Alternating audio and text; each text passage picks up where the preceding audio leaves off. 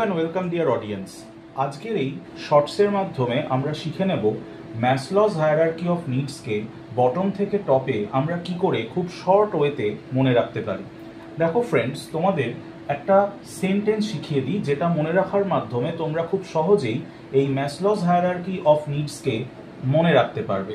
সেন্টেন্সটা হচ্ছে, দেখো, PS I love eating stick.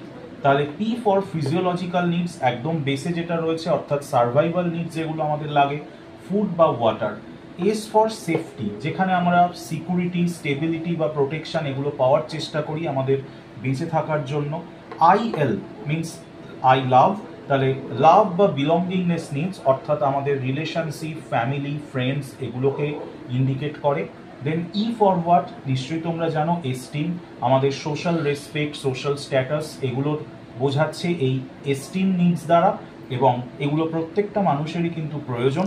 এবং তারপর রয়েছে সবশেষে S for self actualisation need, অর্থাৎ পার্সোনাল গ্রোথ এবং ফুলফিলমেন্ট, অর্থাৎ আমি জীবনে কি করতে চাইছি বা আমি জীবনে কোন জায়গায় নিজেকে দেখতে চাইছি সেটার কিন্তু একটা প্রয়োজন সকল মানুষেরই থাকে, সকলেই তাদের এর ওপর কাজ করে, এবং সেই জায়গাটাই কিন্তু সেলফ অ্যাকচুয়ালাইজেশন নিডকে বোঝায়।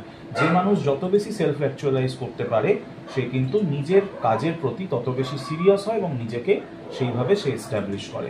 আশা করি তোমাদের ছটটা ভালো লাগলো।